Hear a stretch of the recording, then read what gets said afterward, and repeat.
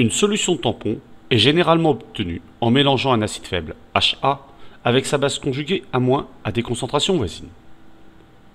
Nous avons utilisé ici de l'acide éthanoïque et sa base conjuguée l'éthanoate de sodium.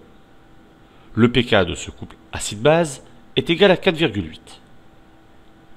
Tout d'abord, nous avons préparé une solution tampon de pH égale 4,7 en réalisant un mélange équimolaire d'acide éthanoïque et d'éthanoate de sodium. Notre solution tampon contient ici 10 mmol d'acide éthanoïque pour 10 mmol d'éthanoate de sodium. Ensuite, on prépare une solution d'acide chlorhydrique ayant un pH égal à 4,7. Dans notre première série d'expériences, nous allons observer l'influence qu'a l'ajout d'acide chlorhydrique sur une solution acide et sur une solution tampon.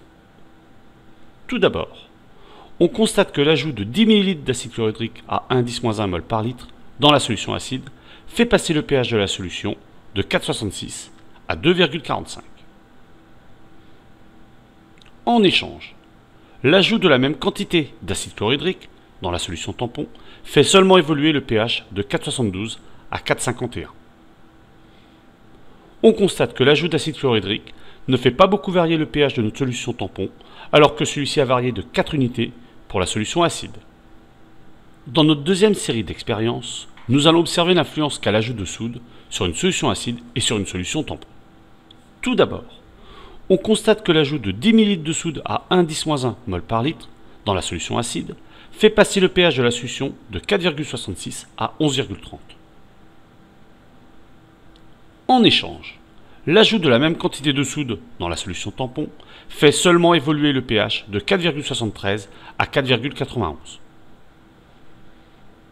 On constate que l'ajout de soude ne fait pas beaucoup varier le pH de notre solution tampon, alors que celui-ci a varié de plus de 6 unités pour la solution acide. On en déduit qu'une solution tampon est une solution dont la composition est telle que le pH varie peu par ajout de petites quantités d'acide ou de base, ainsi que par dilution. De plus, une solution tampon est efficace pour des valeurs du pH autour du pKa, c'est-à-dire comprises entre pKa-1 et pKa+1.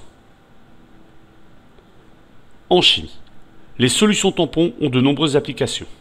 On les utilise entre autres pour le réglage des pH-mètres.